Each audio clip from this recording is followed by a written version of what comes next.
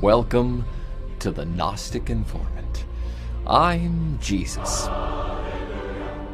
the Logos incarnate, and you are about to attain true gnosis.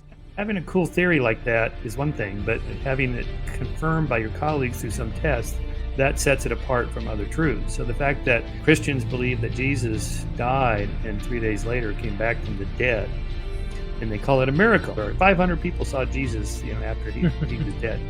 No. There's one account that says 500 people. There's a lot of steps in between there. The Big Bang, fine-tunedness to Jesus died for your sins. They have to make many moves to get there. Maybe the ancients had figured this out. But there's religious truths, and then there's empirical truths. If your arguments are so good, if the evidence is so obvious, because I've debated these people, it's clear, almost 100%, Jesus died and came back from the dead. Why don't Jews believe it? Why don't Muslims believe it? So if they understood the arguments, they'd be Christians. No, you can't possibly mean that. I mean, these rabbis, this is what they do for a living. I mean, they're professional philosophers, scholars, theologians. They know the arguments. They just don't think they're very good. And the anthropologist from Mars comes down and says, okay, which is the right religion? Let's see who's got the best evidence. Well, of course, they all think they have good evidence, but they don't.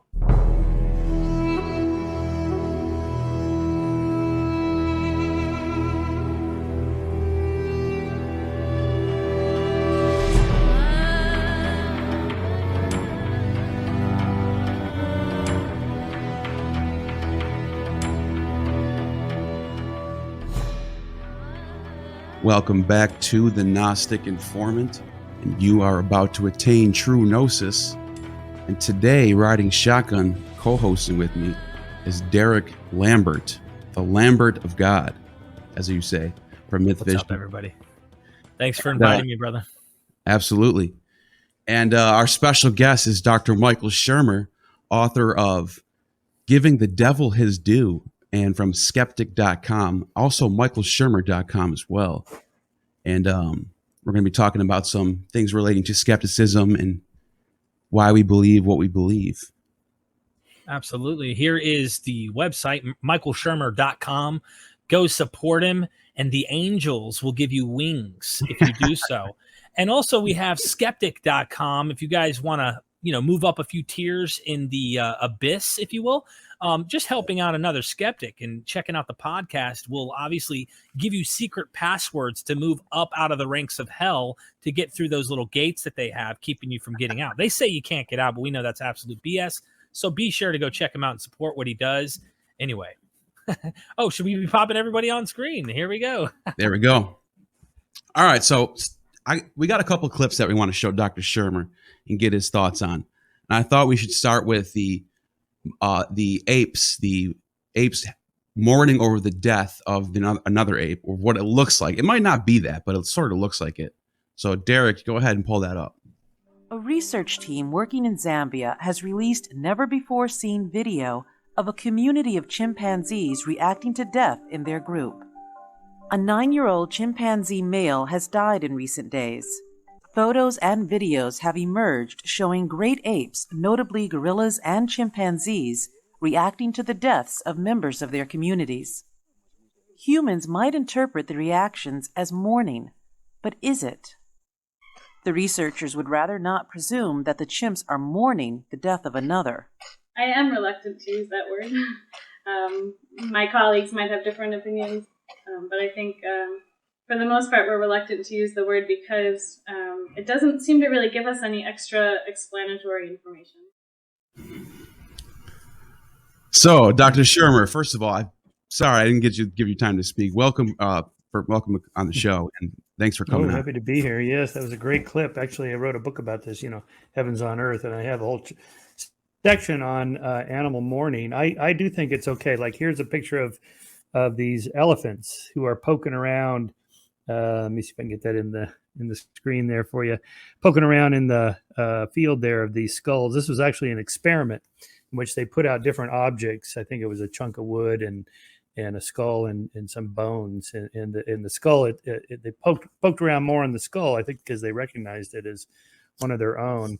There are examples of this, of cetaceans like whales and dolphins that seem to help their fellow group mates in trouble, and there's that whole book When Elephants Weep, and it makes sense that mammals who are pair bonded and attached to one another in a social group would, of course, feel some sense of loss, if nothing else, perceptually. Somebody that's always around and then is not around anymore. What happened, and it's got to feel weird, like some kind of loss like that. And so I think that's not unreasonable to assume that if we see the signs in them that resemble those of humans of an emotion, we apply the Copernican principle to ourselves. We're not special. We're, as Copernicus himself showed, that we're not the center of the universe, and Darwin showed we're not the center of life on Earth. We're just another species. Why would it be that our cognitive and emotional capacities are somehow qualitatively different from all other mammals? We're a mammal. So, and just in a broader sense, I apply it to solve the problem of other minds, this philosophical problem of what, how do I know that you two are sentient, conscious beings, and you're not just zombies walking around giving off cues that you're conscious and sentient and the lights are on, when in fact you're just a zombie and I'm the only one, and the conversation is actually sentient. Well, I think that would be pretty anthropocentric, and again, applying the Copernican principle to myself. I'm not special, so it looks like you guys are sentient and conscious and awake, and the lights are on, and so it's reasonable to assume that. And then I would just extrapolate that circle out to include other mammals at the very least, primates for sure, but I would think any kind of higher order mammals would express the kind of emotion. So why not grief? It makes perfect sense for that. Okay, so that's fascinating. But you mentioned especially primates, which brings me to the next thing I wanted to talk about is, like, people try to differentiate us from animals that we believe in God and have this this inner weird feeling of some divine realm. But I would make the case that there might be that in some animals, maybe primates. I was talking to Dr. Price about this, and he was saying that there's studies in Africa of, I can't remember exactly which ape it is, but there were, after a lightning strike, they would look up at the sky and do this. And we have that's not the same photo that I'm looking for, but that looks similar to it. Yeah. But that might be a bit of a reach. That might be a bit of a reach. I think sure. what you're suggesting there, or Price is suggesting, I guess, is that gestures up to the sky suggest that maybe we have this kind of a God sense or instinct that there's something up there. I think more likely it's something like what I call agenticity, the tendency to infuse patterns with intentional agency. Mm-hmm. And it calls this hyperactive agency, hyperagency detection, that we see agency everywhere. And it's a more basic process than that. I mean, patternicity is what I call the tendency to find meaningful patterns in random noise, and agenticity, the tendency to infuse those patterns with intentional agents. So if you think about what's the difference between you hear a rustle in the grass, is it a dangerous predator or just the wind? So first we're more likely to make type 1 errors, that is, assume that the rustles in the grass are dangerous predators and not the wind. Even if that's an error, it's a false positive. You thought the rustle in the grass was a dangerous predator. Turns out it's just the wind. That's a low-cost error to make. If you make the other kind of error, type 2 error, where you miss the real threat, then that can take you out of the gene pool. Your lunch, you get a Darwin Award for missing out on that. And then the next step in the next move there is, what's the difference between the wind and a dangerous predator? Well, the wind is an inanimate force. The dangerous predator is an intentional agent, and its intention is to eat me and destroy me. So better I assume that everything out there has agency to it.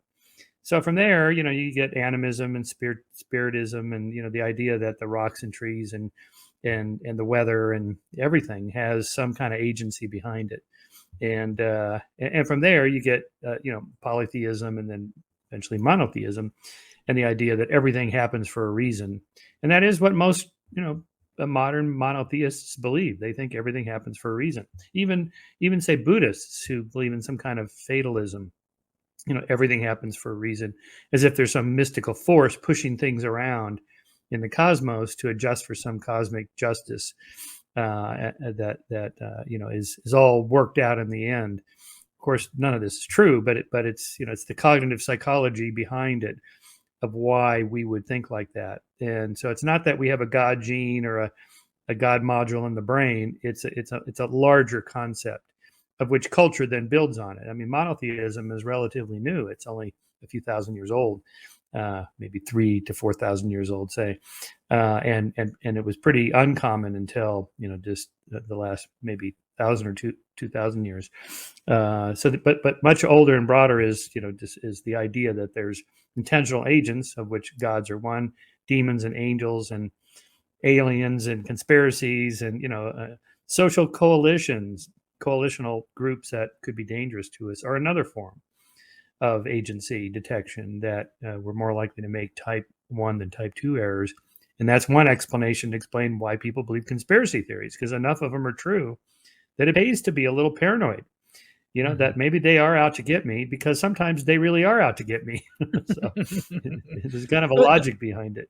Dr. Shermer, in the cloud thing that he's talking about, and we're going to play a clip for you here in a second, actually, to kind of give you this really interesting patternicity thing that we're always seeking things that we relate to. This is why the gods look like objects on Earth. If it's India, you're going to see some animal mixed, or Egyptian, you're going to see animals mixed with humans and things like this. You even see it in the Bible. But the interesting thing is there was Dr. Robert Price actually was mentioning that he knew an anthropologist who was in the jungles, I think in Africa, and I think it was a chimpanzee. But either way, lightning surrounded the sky. You ended up seeing this lightning bolt strike. And when the lightning bolt struck down at the earth nearby, terrifying everyone, including the humans there, the monkey looked up at the sky and went, because it assumed that thing was out to get me, and it is assuming agency in this cloud, and I just hard to know what it's thinking there. It's right. Again, it's a behavior. We're observing a behavior. Maybe it's more of a startle response or a fear response. I'd have to see the video. I'm not familiar with that particular one. If you can find it, that might be helpful. But it's easy to see how we would look at it and go, that's the kind of thing I would do if I was angry at the gods above or something like that. Hard to say if that's what they were really thinking. This is a problem, by the way, in ethology and the study of animal behavior is imposing. I've made the case for why it's okay to anthropomorphize somewhat, but on the flip side, there's research with language use in primates, particularly chimps and gorillas, in which they're taught sign language. So there's a subjective element of interpreting if the primate actually made a sign, one of the sign language sign, and strung them together in a certain sequence that looks or sounds like what would be a sentence we might make, and therefore infer that they have language like we do. They just don't have vocal cords. But that research has been challenged by scientists. They think there's too much, there's overinterpretation of what the signs actually are, or what the animal's actually doing, that it may not be stringing together signs into a coherent grammatical sentence at all. There may be a certain element of randomness to it, or just a simpler, Skinnerian model in which they're reinforced for making certain gestures that get a reward. And therefore, it's not language at all. It's just behavior responding to reinforcement, like a pigeon would or a rat would, who we would not impugn with language. So you think that the looking for patterns everywhere is sort of a result of evolution, and it's sort of a way to, it's sort of helpful in a way, like you said, it's survival tactics being passed down in the gene. That's right. Yeah, right.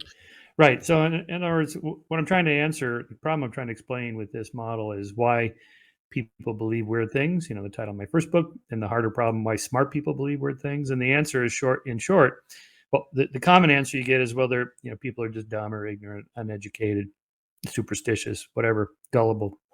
That doesn't really explain anything. In fact, I think it's more of a feature than a bug. It's not a problem. In our cognition, this is the way, that's the default mode, is to assume more things are real than not, just in case, particularly if they, pose a threat or could pose a threat. Therefore, you kind of fall into that patternicity process. And there's kind of a logic to it, rather than it being a problem that that's something wrong with our cognition. There's nothing wrong with our cognition. That's normal. So it takes science and critical thinking and rationality to kind of overcome the propensity to do that. Of course, that's what we've been doing for centuries. Philosophy and science, developing tools to get around our confirmation bias and hindsight bias and my side bias and Right. So forth. Those are normal. What we do today in the modern world, of employing reason and rationality and the tools of science, is unusual.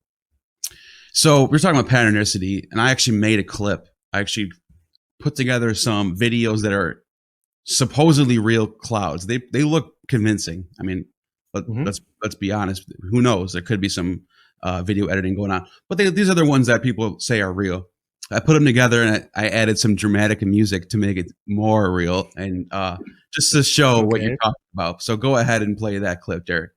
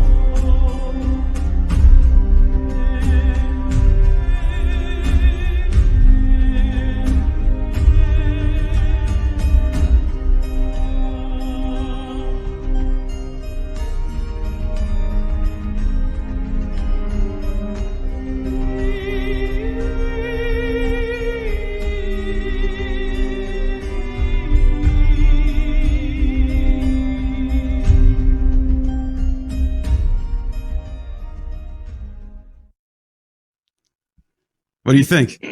Are you convinced they're real now? I've seen some of those. I think a couple of those are photoshopped.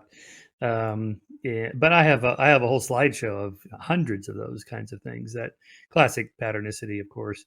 There's even a Twitter account, Faces and Things. Yeah, I think it's called Faces and Things, and they post them every day.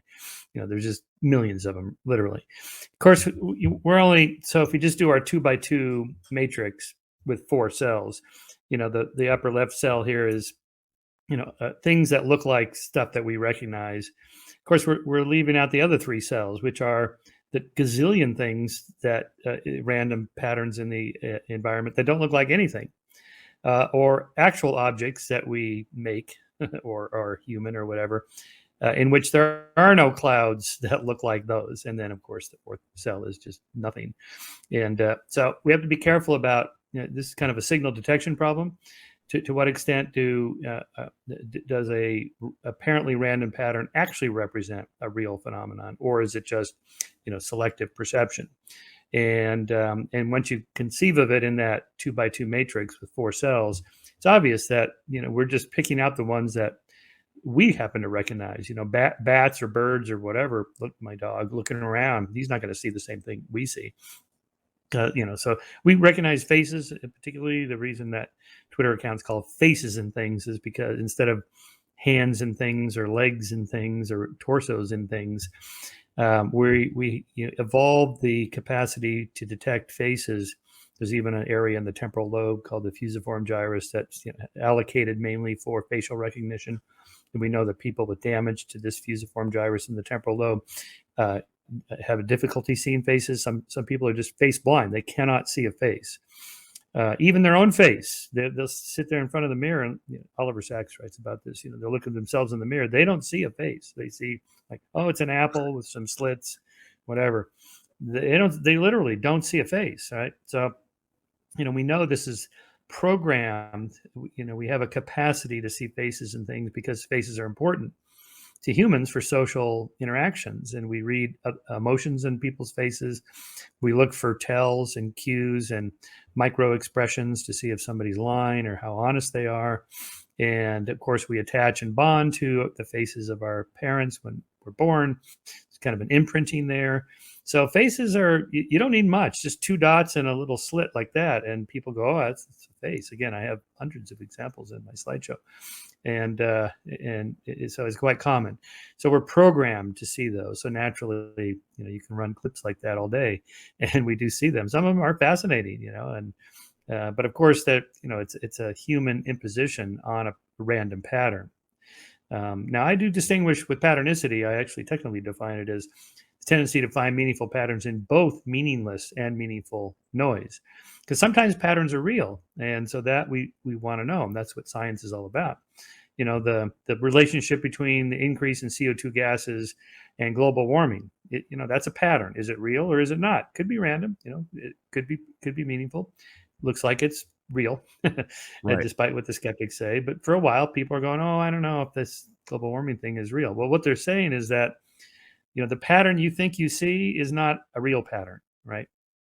When I mentioned signal detection theory, so I have a whole lecture on this in my course, in which I start off with that Russian, that Soviet officer Petrov, who detected the signal of incoming missiles from the United States into the Soviet Union. And he had to make a split decision. He had like 1 minute to make a decision. Do I report this as real missiles and therefore launch a retaliatory strike against the United States?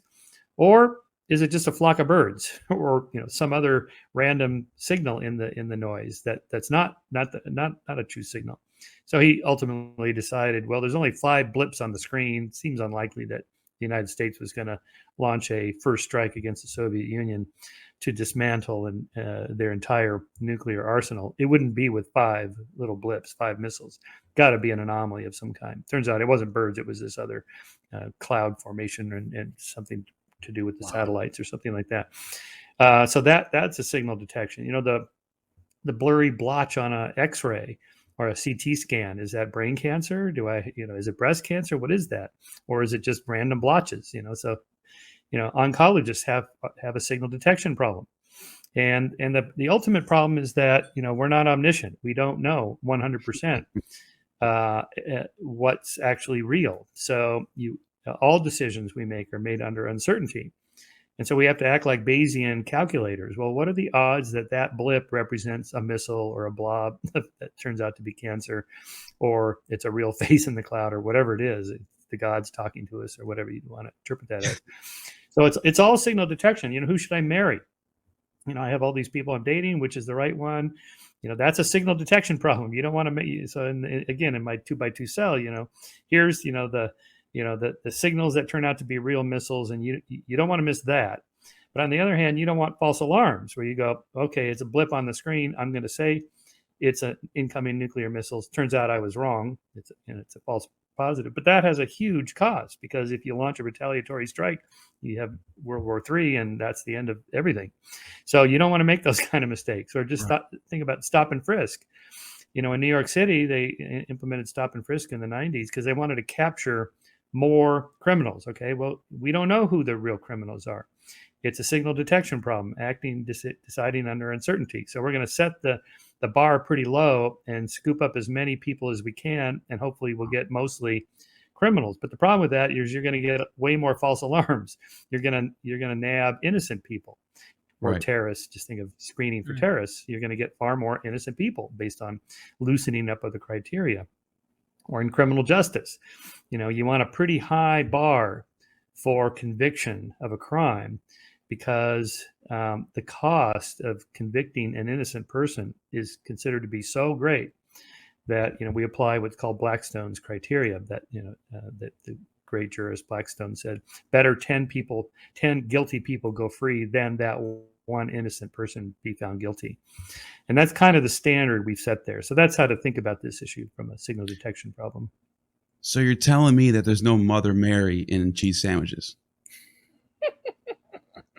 That's right. Yes, yes, yes. And the grilled cheese sandwich. That's another slide in my slide. I got to actually hold that grilled cheese sandwich that sold for $35,000 on eBay Oh, to a Wow. Las Vegas casino. I'm not sure they still have it there, but yeah, somebody actually took a bite out of the sandwich. It's crazy. That's awesome. And since I've written about that, people have sent me a make your own Virgin Mary and toaster.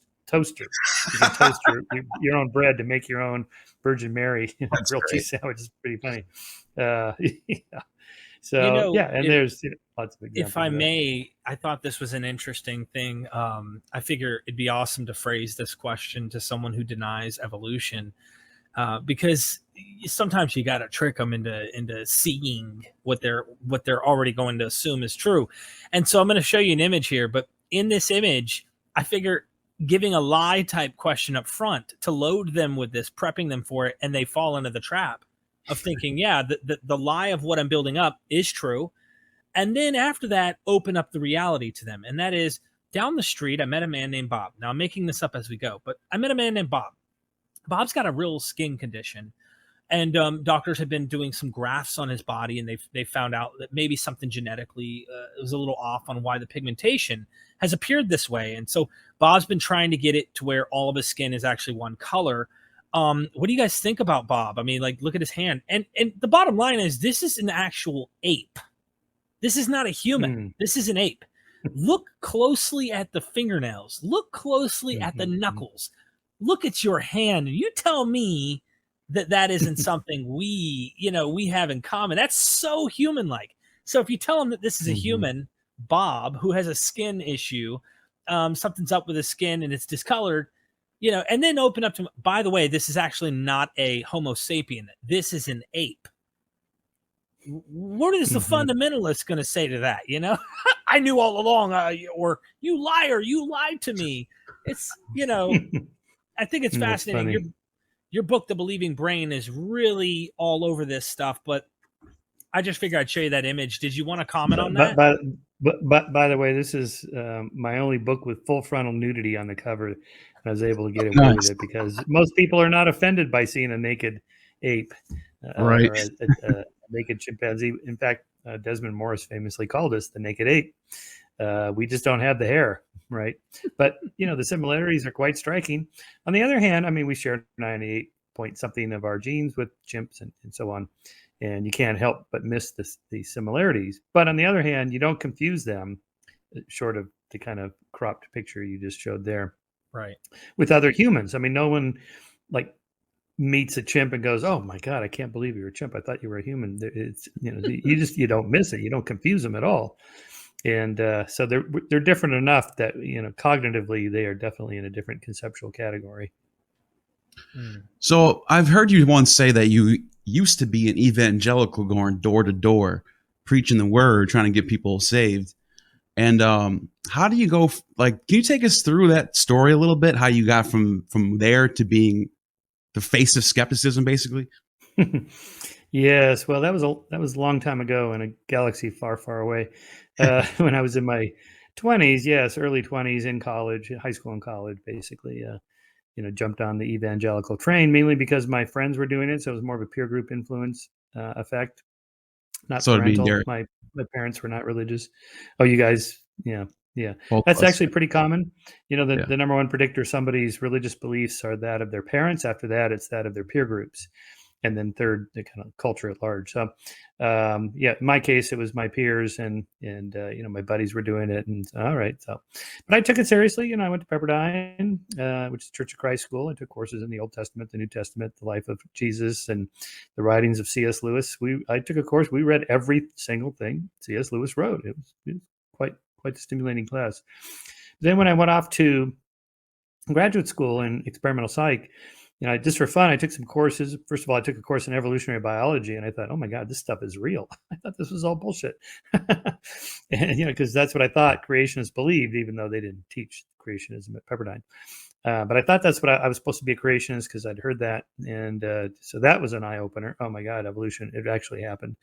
So, but more importantly, I took courses in anthropology, and I kind of went through my Joseph Campbell mythology stage, watching all those documentaries and reading his books and all that later. And then I thought, yeah, everybody thinks that their religion is the one true religion, and they can't detect the water they're swimming in. Literally, their culture is just everywhere, and that's all they know. But if you study it, from a scientific perspective, you see, well, okay, that they all have the same similar commitments to their beliefs, but they can't all be right. So some of them are wrong. Maybe I'm wrong. And then also the problem of evil, both personally, because I had a girlfriend at the time that was in a bad car accident and she was paralyzed for life, still is. And I thought, that's just wrong. I mean, that just can't be. I mean, she's a good person. How could God let this happen?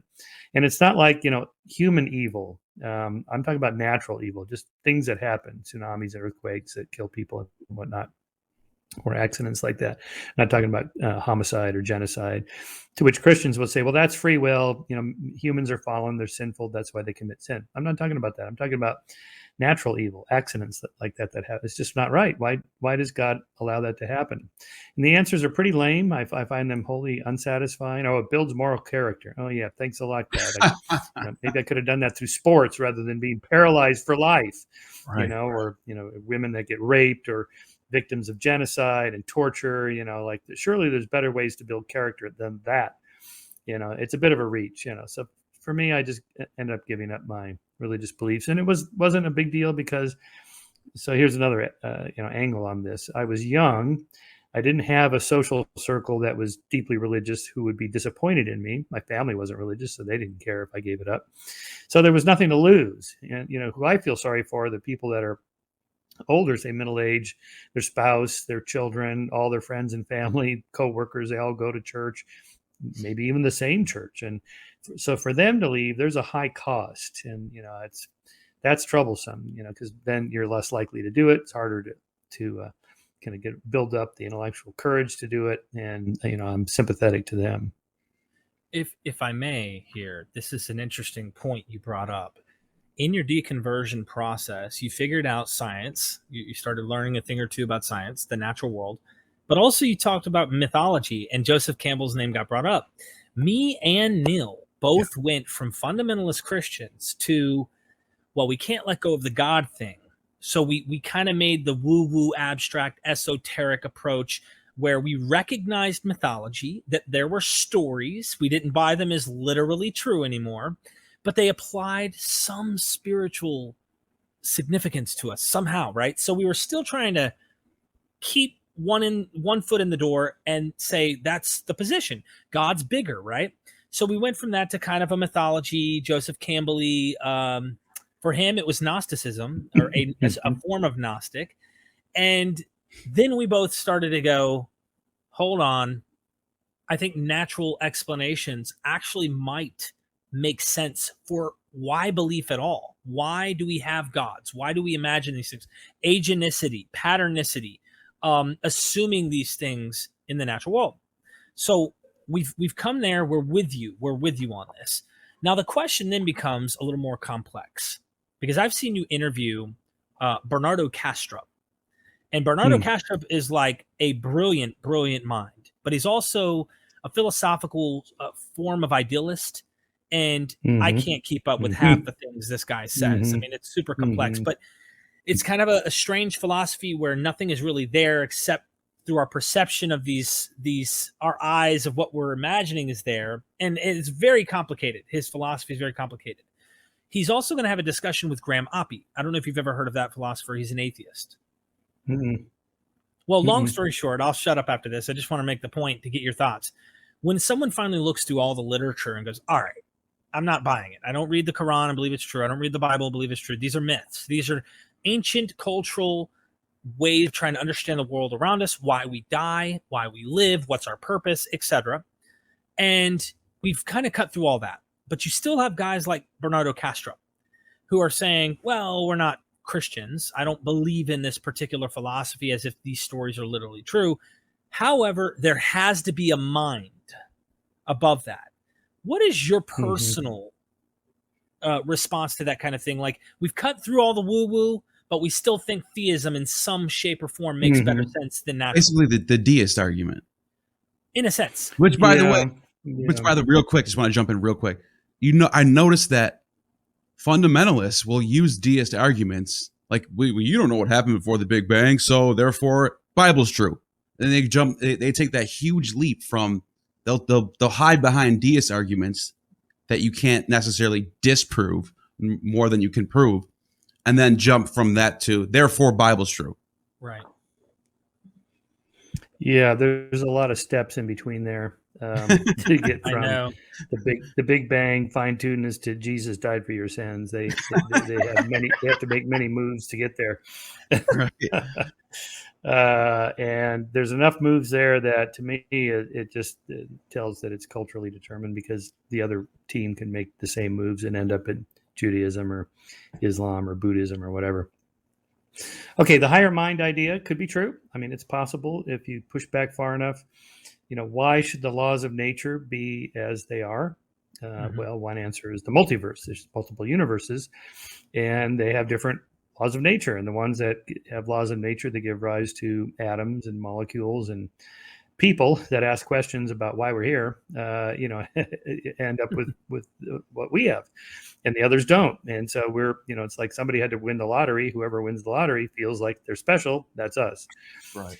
So this argument, the multiverse argument, is a good one. It's reasonable. I'm told by mathematicians and cosmologists that it's not a ad hoc, hand waving move to deal with theism at all. It's a derivative of the theory and the mathematics, which I don't do, so I don't know for sure. But what's the alternatives? Okay, maybe there is a mind, but now it gets a little confusing, because you have a range of people like the philosopher you just mentioned, and others who are like pantheists, or more like what's the term where everything is what's the term? Oh yeah, panentheism or something. It's like a panentheism. In any case, where everything is mind. Like my friend Deepak Chopra, he actually makes another move. He's a mind modist. He's not a dualist. He's actually a monist, in which mind is everything, not matter. I'm a material monist. He's a mind monist. Basically. So, and they use certain language, like Tillich, the theologian, that Tillich defined God as the ground of all being. There is nothing underneath that. And so Deepak kind of uses that language. Consciousness is the ground of all being. There's nothing underneath it. You can't drill down. Like you drill down into atoms, and then into the nucleus, and then into the quarks, and at some point you just end up with these energy fields, and that's the ground of all being. Well, no, these guys say no. Consciousness is below that, and then that's the ground of all being, and there's nothing underneath that, and it's consciousness that gives rise to those fields of energy, which give rise to quarks, which give rise to atoms, molecules, and us. So they kind of reverse the directionality. So the problem is, well, how do you test that? At some point, it's just kind of an interesting metaphysical story that people tell. Is there some way to test it? And that's much harder. And so you end up with these kind of epistemological walls that we hit. So what is the ultimate explanation? Well, first of all, do we need one? I mean, to what extent does it matter in your life? Okay, if it matters, then okay, go ahead and think about it. Most people, they don't care. Right. So it's sort of a kind of pragmatic truth, and it doesn't make any difference to their lives. Do we have free will or not? Well, on one level, we act as if we do, or else why would you bother to even get out of bed? What's the point of this whole debate of free will and determinism? Well, for some people, it matters, but for most people, it's a useful fiction. I feel free, like I'm a volitional agent. That's how everybody acts. So I'm just going to pretend that it's real, even if the determinists are right. So that's, again, one of these kind of pragmatic truths. It's a useful fiction for getting around. The entire criminal justice system is based on assuming people have volition and free will, and therefore they're more morally culpable. And we do have exceptions for that. Somebody who has brain damage, or they're severely retarded, they didn't know what they were doing, or they're psychopaths, they don't know the difference between right and wrong. They have brain damage, or they have some, they're chemically addicted to drugs or whatever, or they're enraged, they caught their partner in fellatio or whatever. And so they have a rage, the rage circuit, explodes, and they kill the person. We have exceptions for those in the law, along with accidents and so on. First degree murder, second degree murder, third degree murder, and all these with different circumstances. So some philosopher could say, no, that's all bullshit. It's all determined. It began with the Big Bang, and it was all determined that you would have me on your show today. That was determined 14 billion years ago. Okay, on the one hand, come on, who cares? On the other hand, the determinists are going to push that argument, and at some point, if you can't get to an ultimate answer, you just say, look, I feel free. It's a useful fiction. You act the same way, so we're going to just go with that. So I think that's kind of what these big mind type arguments, what's behind all of it, the laws. Why is there something rather than nothing? It's just such a weird conceptual way to phrase it. Why not reverse it? Why not say nothing would be weird and something is the default position? There's just always been something. Even if it's not our universe, it could be like virtual particles or quantum fields or something were already in existence. It always have been. Right. And they give birth to universes like ours. And, so there might be big bangs popping in and out of universes in and out of existence all the time. We're just only aware of this one. At some point, we're just doing science fiction. We're just talking and kind of speculating metaphysics if we don't do the cosmological math behind it. And so I find these conversations really interesting, but ultimately kind of fruitless because, what are you going to do with it? Unless, if you're debating a theist who says, no, I think God, there is mind and it's God. Okay, then we're back to where we started this part of the conversation. Which one? It's, it was the, Yahweh and his son Jesus and blah, blah, blah. And then you end up with, Christianity or something. And, to me, that's a bit of a stretch.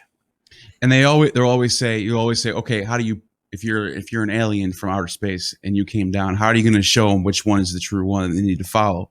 And they always have an answer like, well, if they read my book, then they'll have the answer. Or if they come to my church, they'll figure it out. It's like, don't you not see the irony there? You're asking why yours stands out from the other ones. And your answer is because I'm here, basically. So you get that a lot. And what you're talking about reminds me of Carl Jung's collective unconsciousness. And you sort of hear that tossed around in the New Age movements now. But what I think is kind of, I don't know if you call it problematic or just whatever, it's apparent, is people trying to use quantum science for their arguments for theism. And they totally, and I was guilty of this years ago when I was coming out of Christianity and I sort of went into Gnosticism and I was, the collective unconsciousness is, I started doing this where I would say, oh, look, have you ever heard of quantum entanglement? Well, that means that there could be a God entangled with you right now who's watching everything. So, you see the people, they misrepresent science. They don't know what they're talking about. I'm saying because I was one of these people. And they'll use that as arguments for whatever Christian or spiritual worldview they want to do. And it's always quantum physics because it is spooky and weird. Yeah. And then you find anything else that's spooky and weird, you go, well, it's got to be related to that. Yeah, I just recorded an episode of my podcast with Fritjof Capra. I loved his book back in the 70s and 80s, The Tao of Physics and The Turning Point and The Web of Life. And he opens everything he ever writes with, the double slit experiment and the entanglement of particles and therefore, and then he ends up at some macro phenomenon, right? Like free will or that Buddhists have figured out the true nature of reality because they were doing the same thing quantum physicists are doing. They just use different language, that kind of thing. Well, okay, here back to signal detection problem. Yeah, maybe the ancients had figured this out, but maybe there's just so many ways to talk about reality, and the fact that you can go through the texts of ancient philosophers and find some similarities to the language that quantum physicists use and go, I think they must be related. Maybe, but probably not, right? There's just so many ways to think about and talk about the world. You're going to find similarities.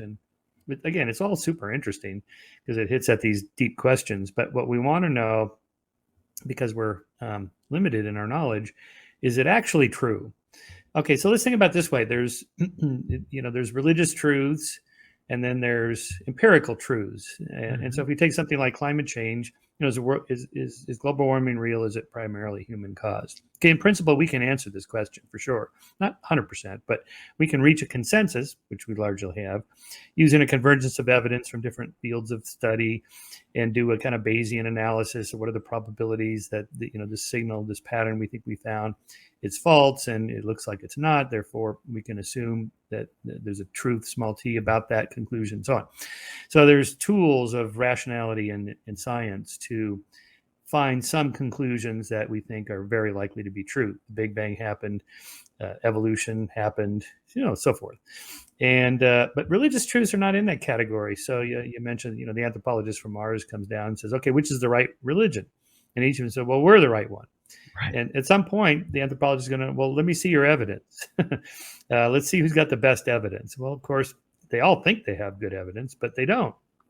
And there's no experiment we're going to run. It's like Einstein's famous general theory of relativity that Eddington then tested with the eclipse experiment. Now, that's a little more complicated story, but in the end, he was verified. His theory was corroborated empirically. And that's when he became famous. So having a cool theory like that is one thing, but having it confirmed by your colleagues through some test, that sets it apart from other truths. So the fact that Christians believe that Jesus died and 3 days later came back from the dead, and they call it a miracle, right? The ultimate miracle. So now at this point, I usually go through my Bayesian calculations and start with Hume and what's more likely, that the odds are 100 billion to 1, because 100 billion people lived and died before, the 8 billion alive now, and not one of them has ever come back from the dead. So we can put a number on it. It's 100 billion to 1. Now, of course, Christians say, no, one did. His name is Jesus of Nazareth. He's the one. Right. Okay, so it's 100 billion to 1 odds that this actually happened. So what's more likely, that the laws of nature were suspended, or that some small group of people got it wrong? They misperceived, they heard the story about the women went to the tomb and it was empty. And then afterwards, there were some apparitions, and so-and-so saw Jesus. The 500 people, so that's another 500 people saw Jesus, after he was dead. No. There's one account that says 500 people, not 500 40 years later. Accounts, very different. That one account's 40 years later. Yeah, right. That's right. You're talking about. Yeah. So, sorry. No, I didn't mean to cut you off. I just wanted to.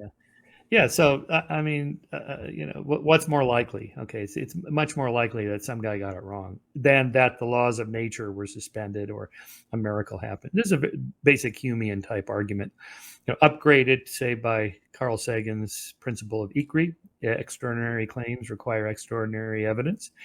Coming back from the dead would be quite extraordinary.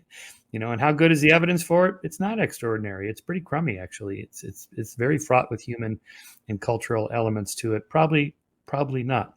But that's one argument. A second argument I make is, if your arguments are so good, if the evidence is so obvious, because I've debated these people, they go, it's clear, almost 100%. Jesus died and came back from the dead. Why don't Jews believe it?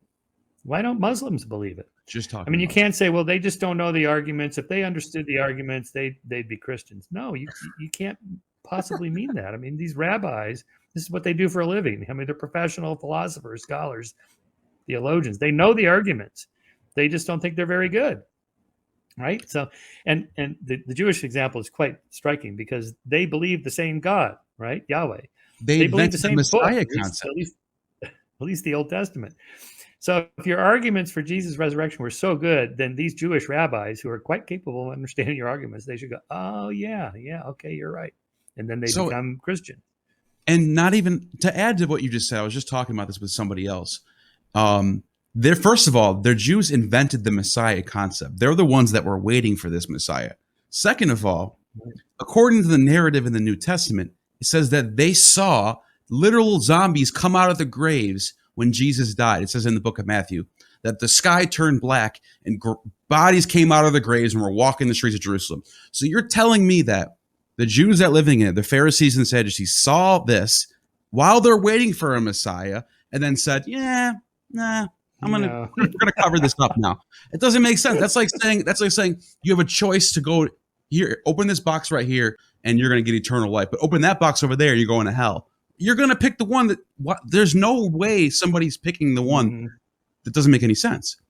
And another thing I wanted to touch on was so the goalpost, right? It keeps getting moved. We learn more and more stuff as we learn more about science. So and it makes me wonder if the people who wrote the Bible knew what we knew today, would they write the same stuff? I'd say no, because first of all, they didn't know that there was a million galaxies out there with different planets and stars. They thought the center of the universe was the Earth. So they're going to write about this. This is stuff that, like, as we go along, the goalpost gets changed more and more. And that would have changed everything. Just that alone would have changed the entire game, knowing that we're not in the center of everything. We're actually on the outer ring of the Milky Way, in the middle of nowhere. So it's like, so the more we learn, you would think that it would be like easier to fall off of these beliefs, but the goalpost just keeps getting shifted more and more. And they just said, well, just that's what it is now. We're just going to fill in they just keep filling in the blanks. So it's not about what we know. It's about what we don't know. And that's what they attack. What happened before the Big Bang? Oh, you don't know? Well, therefore God. And that's what it is. That's the argument. Yeah. That's the God of the gaps argument. It comes up a lot. So I rewrote Genesis in the coda to my book, Why Darwin Matters, in the language of modern science. In the beginning, specifically on October 23rd, 4004 BC at noon, out of the quantum foam fluctuation, God created the Big Bang, followed by cosmological inflation and an expanding universe. And darkness was upon the face of the deep. So he created quarks, and therefrom he created hydrogen atoms, and thence he commanded the hydrogen atoms to fuse and become helium atoms, and in the process to release energy in the form of light. And the light maker he called the sun, and the process he called fusion. And he saw the light was good because now he could see what he was doing. So he created Earth, and the evening and the morning were the first day. Shall I continue? Yeah, go ahead. Yeah. And God said, let there be lots of fusion light makers in the sky. Some of these fusion light makers he grouped into collections he called galaxies, and these appear to be millions and even billions of light years from Earth, which would mean that they were created before the first creation in 4004 BC. This was confusing, so God created tired light. That's actually a creationist argument, tired light. And the creation story was preserved. And he created many wondrous splendors, such as red giants, white dwarfs, quasars, pulsars, supernovas, wormholes, and even black holes out of which nothing can escape. But since God cannot be constrained by nothing, he created Hawking radiation through which information can escape from black holes. This made God even more tired than tired light in the evening and the morning or the second day. And God said, let the waters under the heavens be gathered together unto one place, and let the continents drift apart by plate tectonics. He decreed that seafloor spreading would create zones of emergence, and he caused subduction zones to build mountains and cause earthquakes. In weak points in the crust, God created volcanic islands, where the next day he would place organisms that were similar to but different from their relatives on the continents, so that still later creatures called humans could mistake them for evolved descendants created by adaptive radiation. My God. So good. This is and priceless. the evening and the morning were the third day. Anyway, this goes on for another page. Wow. You got to get the book, seriously. Yeah. This is So beautiful. if you want to read the rest of that. But of course, that's not what the language is, because they wrote in the language of their own time. And, people then later read into what it is that they think that they're seeing. Now let's switch for a second and think about, because I've had conversations with theists like that, in which they go, no, Shermer, I don't mean any of this literally. I mean mythically, more like a Joseph Campbell, or maybe a Jordan Peterson, I don't mean Jesus literally died and came back from the dead. I mean, metaphorically, mythically, we should all bear our own cross. We should bear our burdens. We should forgive people. We should be born again in our lives, start over. Every day is a new day, start over, born again, and so on, to deal with the suffering of life, something like that. It's like, oh, okay. So it's a mythological truth. So there, maybe what they mean is something like the free will useful fiction. Not literally true. The determinists are right. We live in a determined universe. So maybe the resurrection is something like a useful fiction for theists or Christians, that, this is what I believe because, I don't know, makes me feel good. It brings order to my life. And you do hear that. And so there, then it's hard to know what to do with that, other than go, okay, that's kind of a pragmatic truth, whatever you want to do with that. And, you don't want to take away something from somebody that, helps them get through the night. I mean, life is hard. So, but it's when the empirical claim is made that we then, as scientists and rationalists, can say, hang on. If you mean literally, empirically, then we have a problem on our hands, because we have the evidence. But if you just mean this mythically, I mean, in a way, it'd be like saying, was Harry Potter real? It's like, what are you talking about? It's a novel, or the Brothers Karamazov, or just pick any novel, or the Lord of the Rings, the trilogy. How is it that the first volume it prophesizes what appears in the third volume? It's like, it's a book. It's like, exactly. Wow. But it would not be appropriate to say it's all bullshit because somebody made it up. Therefore, there's no value in it. Of course, there's value in novels.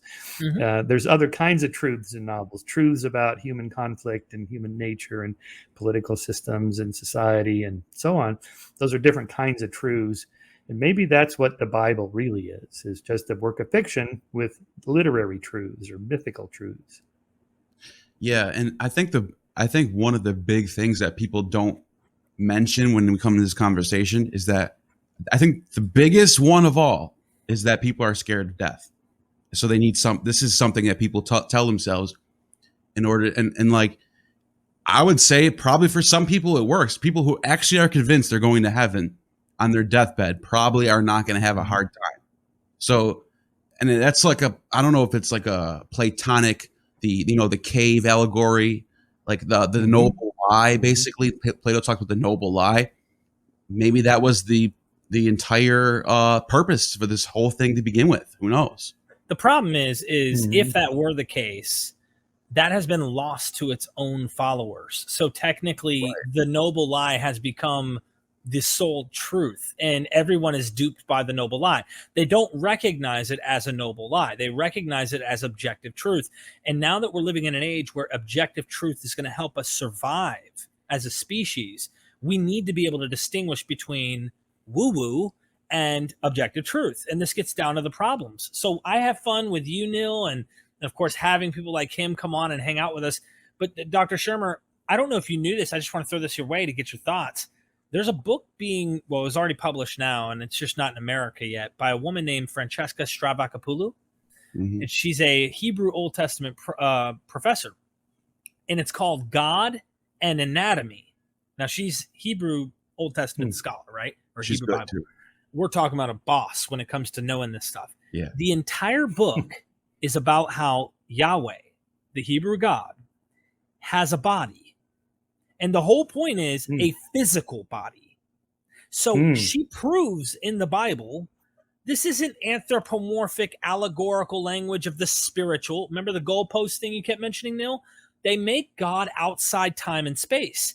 However, she shows in the Hebrew Bible that is not the case. God lives within a locale in the heavens, not outside of heavens, okay? And that goalpost keeps moving. So if you can show from their own literature, your God has hands, feet, a penis, had a wife named Asherah. I mean, like, when you can prove these things from the history, the surrounding cultural context, that should maybe wake some people up, hopefully.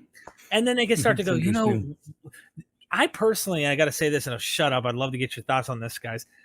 I'm more in love with the story of our own history of how we came to be where we are now than I am, even though I love the stories of the Bible. I love the stories of these literature, and I do. They teach us things in weird ways that, like you talk about, a certain type of altruistic truths can be taught through these things. But knowing the facts is stranger than the fiction. And it's like, whoa, this reality we live in and the fact that we came to be what we are and we're thinking about the things of existence, just that to me is mind-boggling.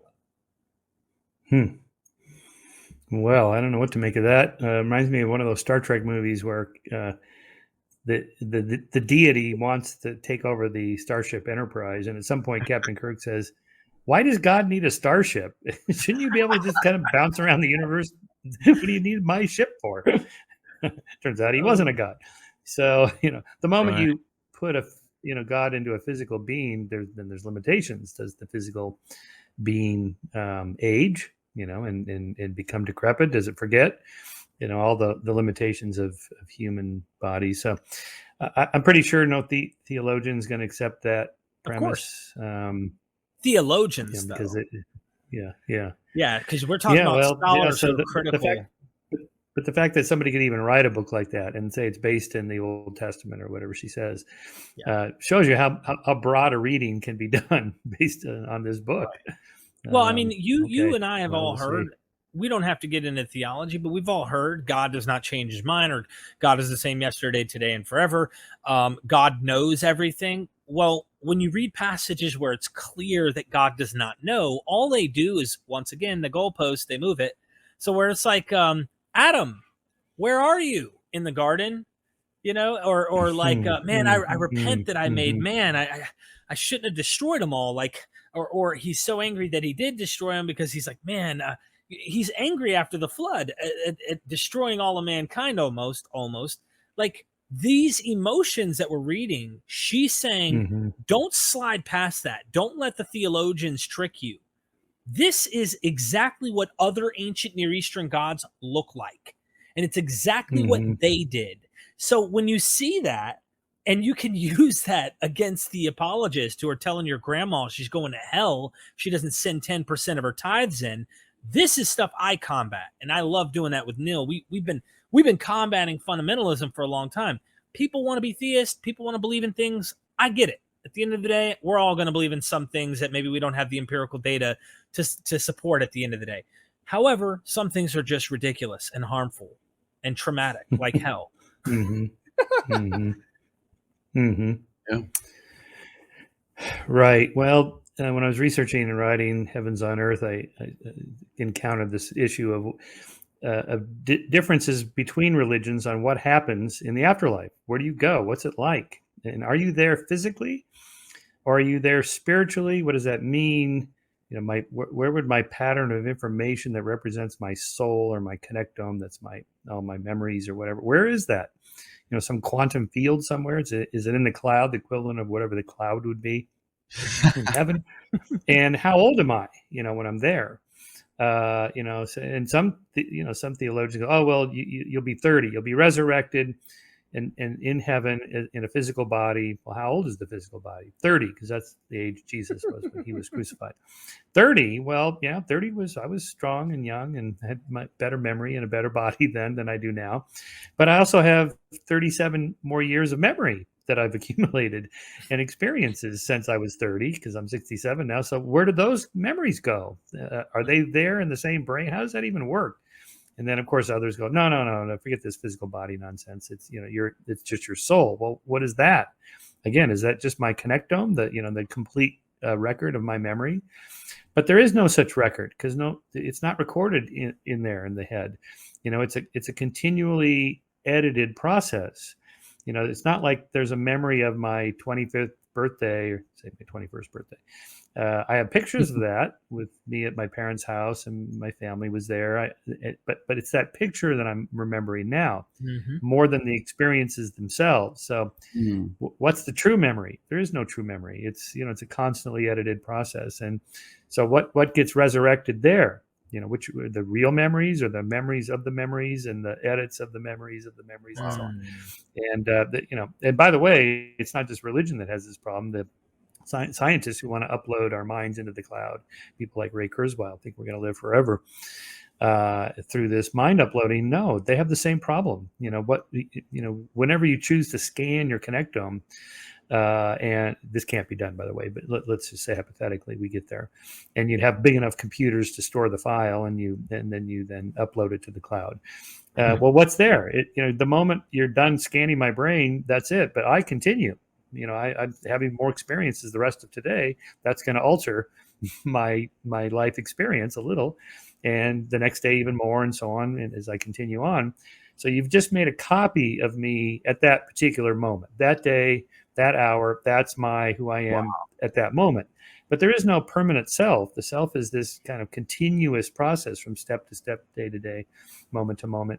And so even the scientific attempt to achieve immortality is flawed for the same reason that the religions are. Well, did Joe Rogan ever get you to do DMT? No, I'm just joking. No. My wife forbids this, so I'm not going down to Costa Rica. Totally kidding. I don't blame you. I'm tempted, but this Derek, is. go ahead. I was going to say, this is an interesting question I'd like to ask you, because you're a skeptic. Now, you're not just any skeptic. You're literally the Skeptic Magazine skeptic, okay? You're the guy. That skeptic.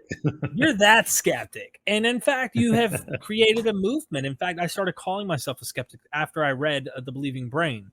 And I'm fine with calling myself an atheist, even if people pigeonhole me, because I know that that definition also has a little flexible meaning, unless you're talking metaphysical atheism, but I'm not even going there. I'm not making a Gnostic atheistic approach like I know. But at the end of the day, the question, I've never really heard anyone ask you this. All right, maybe they have, but I haven't heard you answer this ever. Where do you find meaning? Because I know I could give the answer. I know Neil could give the answer. We could give our own personal explanations of how we find meaning.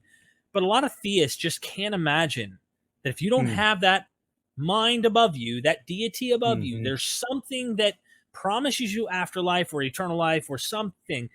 How do you find meaning? And for you, Dr. Shermer, where do you find meaning in this life? Yeah. Well, first of all, I don't see how the promise of an afterlife gives this life meaning. If anything, and some philosophers argue this, that we're going to die is what gives life meaning. That, like, okay, this is it. I mean, I could go, I'm going to go on a bike ride this afternoon. I could get, squashed by a truck, and that's the end. So I better enjoy this moment with you guys right now. This is it. Yeah. Let's hope this doesn't happen. But that's the idea, that there's a terminus to the sequence, makes every moment in the sequence all the more pregnant with meaning by the fact that it's going to end. Now, okay, so that's one counter to it.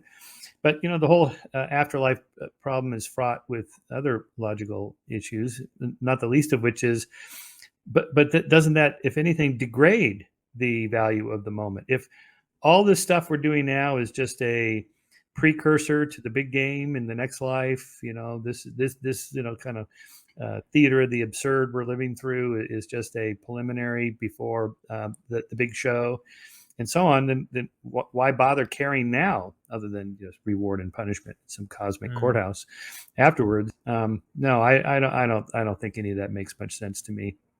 In any case, whether there's an afterlife or not, you should assume that there isn't, just in case. And either way, don't miss out on this life, because this is the life you have for sure. Now, this is it. You 100%, you're alive, but you don't know with 100% that there's going to be another life after. So you better enjoy that. Okay, so where do I find meaning? Well, the way everybody else does, through meaningful work and family and loving relationships and friends, and a career that that's driven towards something bigger than myself. I find meaning in my hobbies, like cycling, working out every day, hikes with my dog, in nature. There's a lot of research on this, and going out into nature seems to make people feel good. I like that. Absolutely. Hikes in the woods and so on, barefoot on the beach, those kinds of things that the spiritual gurus kind of tell us are good. They are good. Yeah. There's research that shows that they're good. I like to go into cathedrals. I also like to go into astronomical observatories, and I get the same experience. There's something about that takes you out of yourself. So this is what the research says: something that takes you out of yourself and into something bigger than you, whatever that is. Science, of course, gives us that, but anything, volunteering for a nonprofit, or manning the soup kitchens, or helping somebody that needs help, and it's not about you. It's not like giving the donation to the university to put your name on a building. That's right. Not going to do it. It has to be something that you value doing, and it has some moral implications and so on. Those are the sorts of things that people, getting married, having kids, building a family, having friends, all that. People say that's what makes life worth living, and that's different than happiness. So doing things that make you happy at the moment is short term. And of course, that's all good. It's fun to go out to dinner with friends and have a good time, but then it's over. And then what happens next? Okay, maybe something bad happens, and then you're not happy. But meaningful activities are long term. That is, they have a longer time horizon, both forward and back. So, nostalgia of looking back on my life, thinking, well, this is what I've done. And then looking forward, given that I've done this, I want to do that. And, and much of what I do is not fun. It doesn't make me happy moment to moment, but it makes me feel more purposeful and meaningful. Like my life has more meaning that I'm doing this uncomfortable thing, whatever that is. And working out is, hard. When I work out, I try to do it hard, and it's not fun, but I feel better afterwards.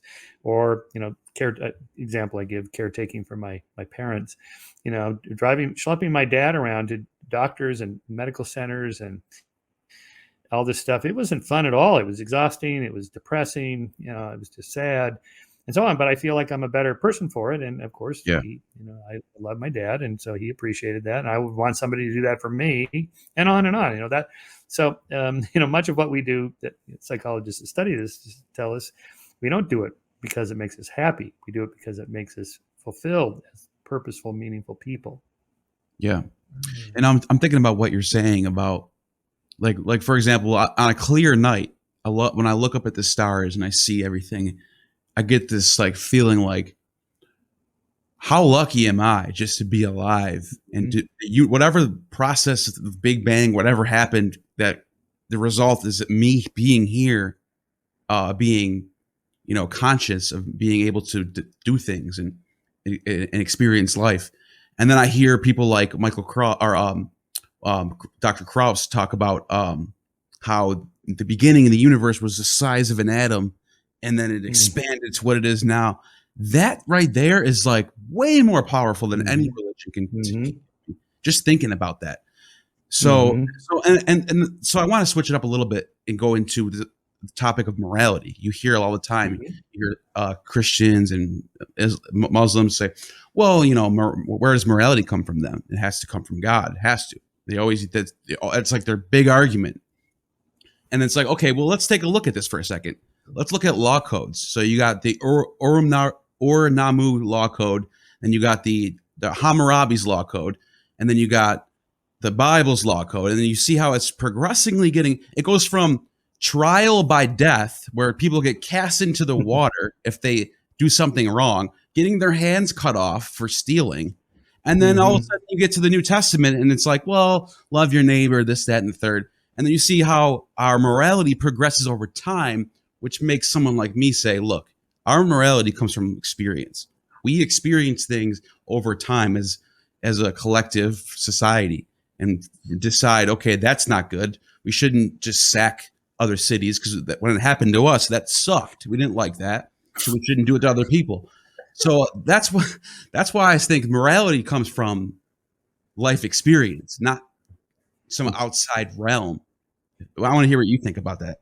Yeah, well, I would say it comes from not an outside of Earth realm, but an outside of you and I personally, or our culture, from evolution. That is, evolution gives us a human nature that includes a moral sense of right and wrong that has to do with social relationships. We're not isolated creatures living in caves by ourselves. We have to interact with other rational beings whose own self-interest is primary for them.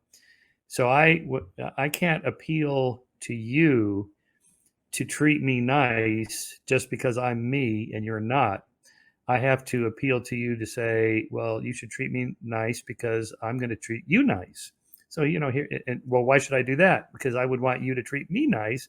So therefore I should treat you nice. You flip it. And that's the golden rule. Most religions and cultures have discovered this independently because that's who we are by nature. So I call it discovery. It's not an invention, not some cultural quirkiness to human culture. It's not relative. These are true moral values that are in our nature.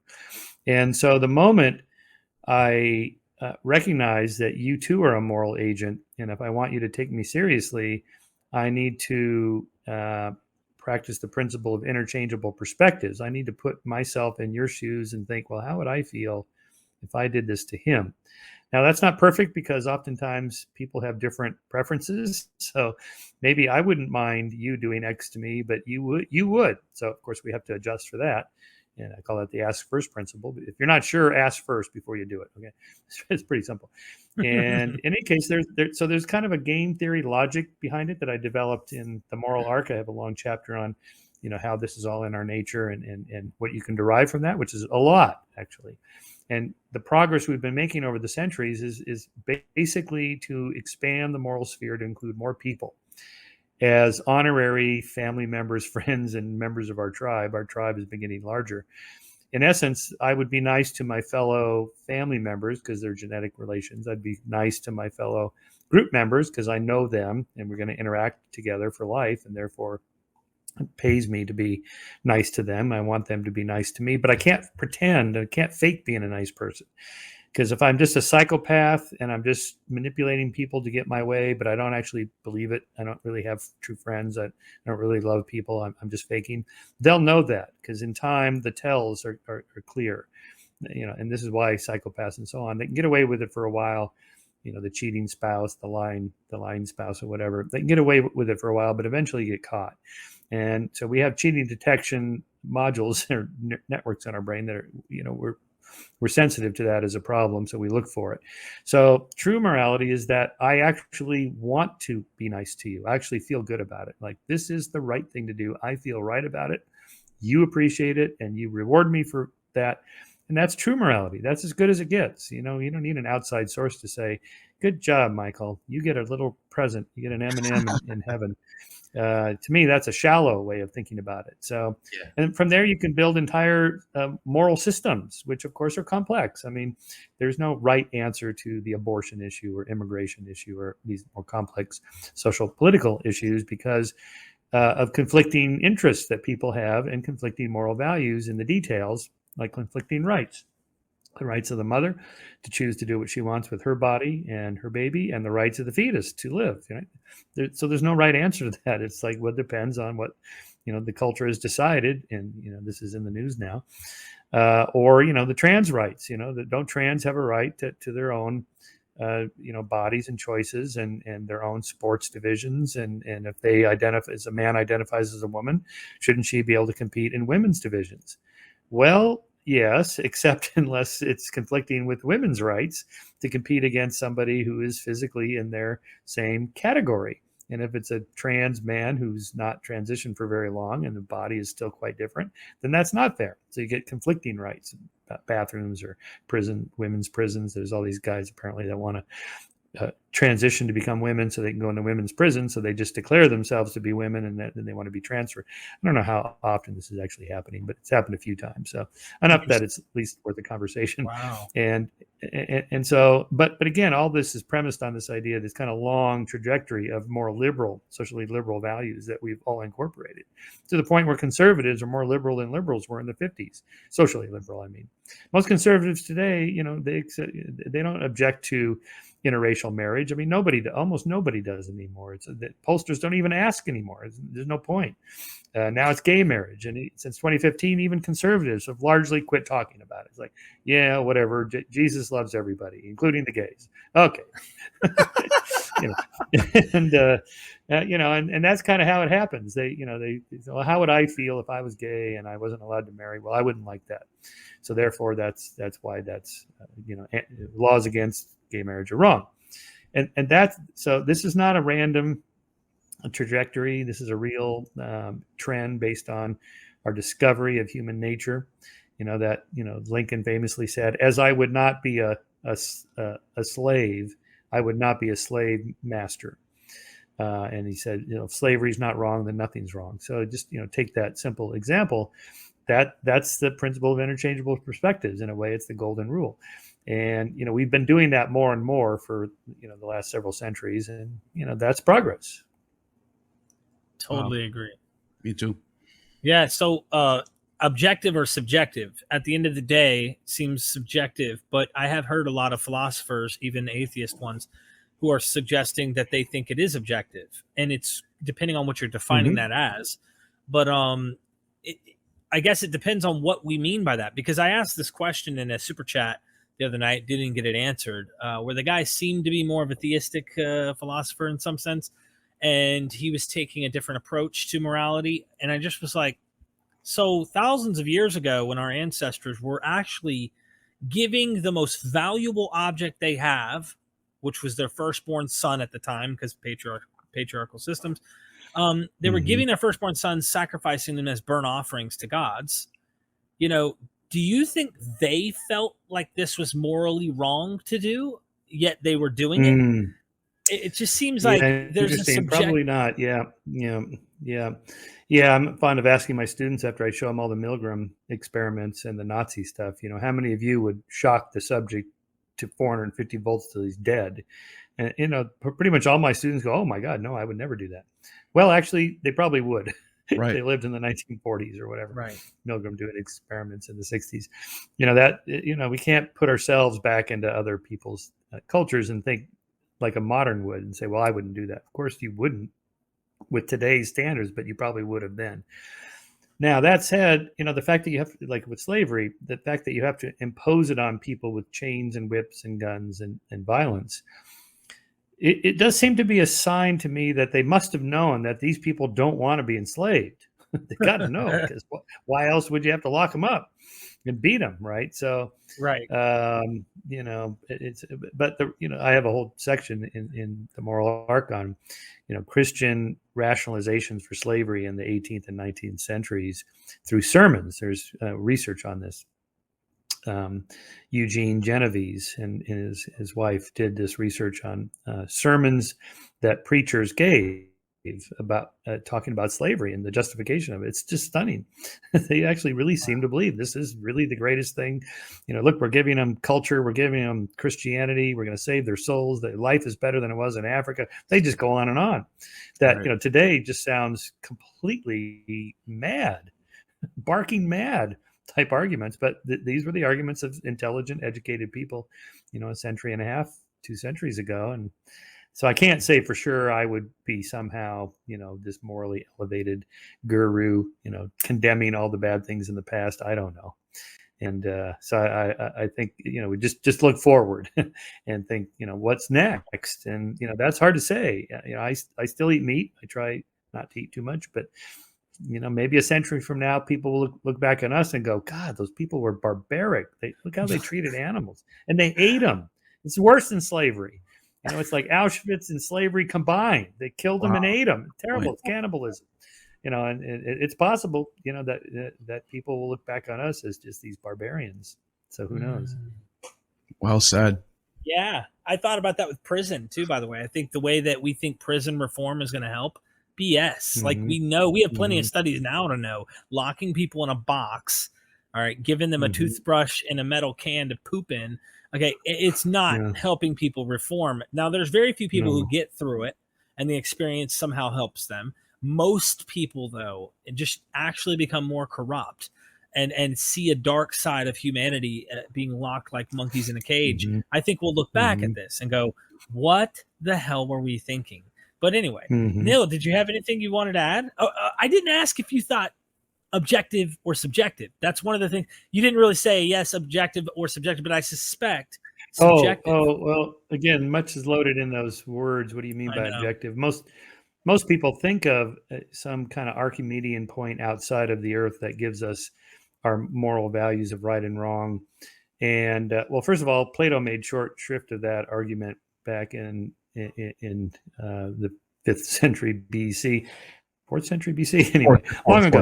And thank you. The Euthyphro argument, that if moral values are dependent upon God or the gods saying that they are right and wrong, are there reasons? Did he have reasons for these? Did God have reasons? And if so, what are the reasons? And why can't we just skip the middleman and just use the reasons? And if there's no good reason, it's just God's whim. Well, what if God whimsically says to kill and pillage and rape and destroy the people and genocide, which he did in the Old Testament quite frequently? So again, you'd have to read into it with modern ears or modern eyes and find some twist to make it sound not so bad. But anyway, none of that holds up. It doesn't. In any case, isn't it a higher moral value to just say you should be good for goodness sake, full stop? You just take it from there. How would you feel? And so on, rather than saying, well, I'm getting it from this holy book. Well, but there's more than one holy book. So which is the right one? And most of them, since they're old, have moral values that we would find, well, pretty repulsive, really. I mean, I mean, you really have to spin doctor a lot to make it sound not so drastic. Okay, Dr. Shermer, I've got one for you. You made a quote in your book, The Believing Brain, which I've read multiple times. It's one of the most, it's one of the go-tos. I ask people to really go check it out. And one of the statements, I've got to pull it up here. You say, humans are no less superstitious than animals. And that's a big one, right? Because a lot of humans, we like to think we know better than animals. But you're in your chapter on patternicity, you're pointing out that they've done these experiments and they've shown that humans fall in the same pattern trap as animals.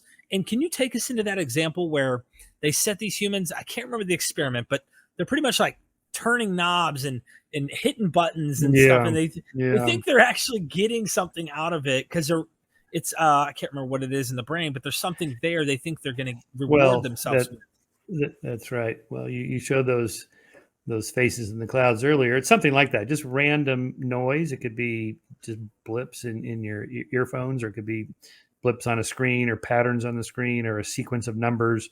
I've even seen done with a magic 8-ball where you rotate the ball and people are but you don't show them that you're using the magic 8-ball. You just give the sequence of answers or numbers or whatever. And people are quite certain there's a pattern there, even though there's no pattern.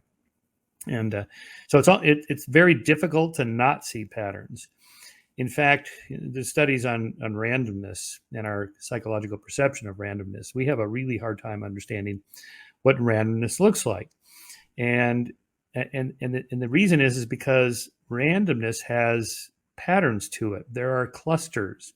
Again, just lots of examples. You throw a handful of pennies up in the air and they land on the ground. They're not going to be perfectly evenly distributed. There's going to be clusters. There's going to be constellations of patterns, like the stars in the sky.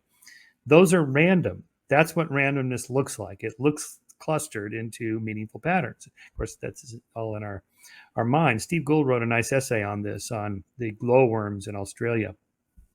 You go inside these dark caves and the little biofluorescent light is lighting up, and the patterns are all almost perfectly evenly distributed, because they're distributed based on the allocation of resources that they get their food from. So they're all kind of spaced out, so they all get the same amount of resources here, something like that. But Gould's point was that it looks like a night sky, except there's no constellations. They're all just evenly distributed. And that's non-random, right? Randomness is clustered. Or clusters. So I tell this in my lecture on this subject. I tell the story of, when Steve Jobs first came out with the iPod, and then they had the new random feature. What's it called? But would just randomly pluck songs out to play for you. I forget what the feature is called on the iPhone now. Shuffle. In any case, there's shuffle. Yeah, the shuffle feature. Thank you. And then Apple was getting complaints from customers saying, this isn't random because I keep hearing certain songs over and over and other songs don't come up hardly at all. And it's like, that is what randomness looks like. It's clustered. And of course, the human mind finds those kind of clusters meaningful. So again, more research. You ask subjects to flip a coin in your mind and write down what you think a random sequence of heads and tails would be. And they'll do things like heads, tails, heads, tails, heads, tails, or heads, heads, tails, tails, heads, tails, heads, tails, heads, heads, tails, tails. In reality, it's more like heads, heads, tails, tails, tails, tails, tails, tails, heads, heads, heads, heads, heads, heads, tails, heads, tails, heads, heads, heads, heads, heads, tails, tails, tails, tails, tails, tails. Right? Long clusters. So this throws people off. They think, well, that's not random. No, that is random. That is what randomness looks like. So our whole perception of the world, I use Leonard Mlodinow's book, The Drunkard's Walk, in my class, because so much of life actually is this kind of what we think of as random, but in fact it's not random, or vice versa. And there's regression to the mean and other statistical effects, probabilistic effects that happen in clusters, sports or movies or books or sales. I mean, and it looks, and we follow those trends up and down as if there's a causal meaning behind each increase in sales of a type of movie, or decrease in sales of a type of book or whatever. And we think there's something behind it, when in fact there's nothing behind it. Oftentimes these things just go up and down for no reason at all. And of course, salespeople and marketing people, they want to figure out what's the cause of why did the stock market go up yesterday, and they look for causes. And the answer is usually for no reason at all. It just kind of bounces around randomly. And so that very much throws off how we perceive the world. And of course, science has a whole set of tools to deal with that in statistics and research methodologies to control for those kinds of effects so we don't get fooled by randomness. It's the title of another book, Fooled by Randomness. And just putting it simply, that statement that humans are just as superstitious as animals is because of this pattern seeking agency, if you will, this assuming patternicity. If anything, we're worse because we're so smart and we have language and conceptual ideas that we can place on top of the patterns we think we see in the randomness all kinds of deep causes that may or may not be there, right? So religion being one of them, and other superstitious ideas that we graft onto them, or New Age ideas. So much of New Age ideas is, again, trying to figure out, well, why do things happen? Everything happens for a reason. No, actually, most things happen for no reason at all. Right. Wow, that's interesting. Okay, let me bring us all three on here. This brings me to one of the interesting points you mentioned earlier, the double split experiment. And in that double split experiment, I want to conclude with this particular idea. I talk to Muslims. Muslims say prophecy and other reasons why the Quran is true and their prophet Muhammad is the guy. Jesus, Christians, you know how that goes. Everybody's bringing their own little thing that somehow shows, well, Judaism and Christianity will go, in the beginning, God created the heaven and the earth. We know the universe had a big bang. Boom. Here's a way to prove way back then how we knew something. It took you guys this long to actually start catching up. And this is the way they phrase it. Well, you mentioned this double slit experiment, and this guy who's coming from a Buddhist type worldview is using the same idea. He's trying to argue that the Buddhists knew all along. For me, practicality of certain things that are pragmatic, that work, it's common sense. After a while, you kind of figure out, okay, if I don't do that, this is what we see happening. If I do this, this is what we see happening. I'm going to start doing this because this helps, or whatever it might be.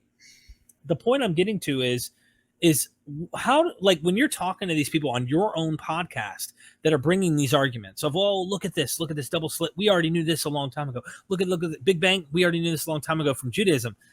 Like, what do you ever take jabs and go, look, I just don't, or are you too polite to your guests? And you're like, well, I'm going to just let these people kind of say this. At the end of the day, whatever I say ultimately isn't going to change their beliefs. I mean, as we know, beliefs aren't really decisions we just make. They're not just simple choices. There's a lot of reasoning behind why people believe in things. Emotion, too. Right. So my question is, this is a big package. I don't know how you want to answer this, and I don't care how you answer it. What do you do with all of that? What do you do when someone comes along and they make these cases?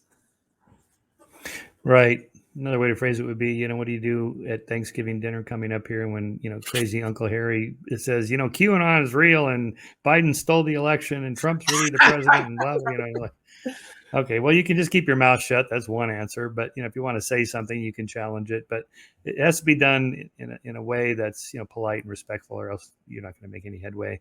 Probably not going to change anybody's mind. That's usually not my goal in a conversation with people, to change their mind right on the spot, because that almost never happens. People quietly change their mind later when, they don't save face and they don't have to give up anything on the spot. And, that's usually how it happens. So you plant a seed of doubt maybe, or just think about this and just, ask probing questions. How do you know that's true? Or where'd you hear that? Or, yeah, that's super interesting. But I'm not sure that I believe it. What, give me your best arguments, or what would it take to change your mind? Or is there any contrary evidence? Are you thinking of any examples that don't fit the theory? That kind of thing. Just asking questions, as they call it. But in this case, it's a strategy, kind of a Socratic method of just probing somebody's epistemology. How do you know that that's true, and what would it take to change your mind? But you should do that in a way that's respectful. Look people in the eye, nod, actually listen to what they are saying, steel man their argument, try to repeat to them what you think they just said. Oftentimes you didn't get it right, or they hear it and they think, oh, that doesn't sound so good. Let me try to rephrase that.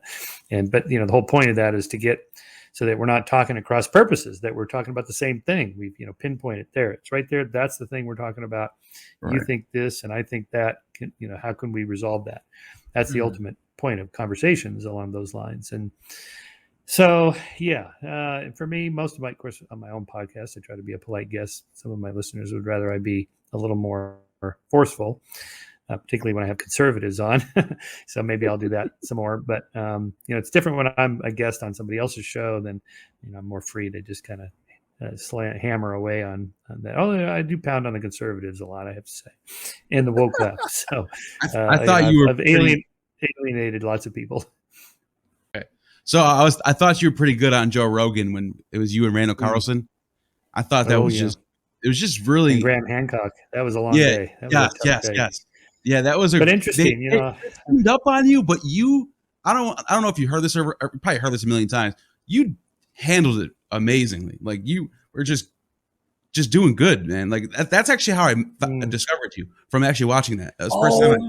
That was my introduction. That was my introduction to Michael Shermer. Was that podcast? Now I remember that. I was a big fan, and don't get me wrong, I'd love to talk to Randall Carlson myself just to hear some of his thoughts. But I guess to be polite, where do you categorize him and Hancock? I mean, do you put them in the kind of Graham Hancock? Yes, alternative. Well, Graham himself calls himself an alternative archaeologist. He knows what he's doing is out of the mainstream, right. And I think in a way he kind of likes that. He's kind of poking the hornet's nest, challenging the mainstream. That's okay. There's a role for that. For outsiders to challenge the authorities, that's okay. That's good. Because a lot of times they get it wrong. Even, a community of people can be all wrong in the wrong direction. There is certain gatekeepers there. That is true with peer review and journals and publication of books and allocation of funds for research. That's true in all fields. So it's good to have someone like him. And I like Graham. He's a good guy. He's a smart guy. He's a great writer, actually. I've listened to several of his books on audio. He reads them. And of course, that British accent is so charming for Americans. It elevates the quality of the argument much better when it's done with a British accent. And but ultimately, I think they're wrong because of certain principles. They're kind of doing what we call anomaly hunting. If the mainstream theory can't explain this little thing over here, therefore the mainstream theory has a problem. No theory explains everything, right? Every mainstream theory has anomalies, unexplained phenomenon, and so on. Like the UFO people, they admit that 95% of all sightings are fully explained by natural phenomena. They're hanging on to that 5%. So what do you do with that? So in science, you don't have to do anything with it. You just say, look, this is what we know. Here's this little 5% we don't know. And, maybe we'll figure it out. Maybe we won't. It's okay. This is still the best explanation for now. As opposed to taking the anomaly and then spinning that out into a whole different worldview. The aliens have come here, or the pyramids were built by this ancient lost civilization, and so on. To me, that's not justified. Going that far is not justified from what we know, just from the anomalies. I follow Graham on Twitter. He's always posting stuff about, things keep getting older. Sometimes they don't get older. New information comes up and it turns out it's not what we thought it was, and it's not older. Sometimes it is, but it depends what you mean by that, what to take with it. To me, I just think, well, that's how science works. Turns out we were wrong about this. Now we found out it's that. Okay, good. But rather alternative people tend to look at that and go, aha, you see, they were wrong. And therefore the larger edifice has a deep problem. And therefore I'm going to come in and fill it in with my idea. Well, and everybody points to Einstein or something like this. Well, he's, quite the rare exception. But I also point out that Einstein published all his works in, mainstream peer-reviewed German physics journals.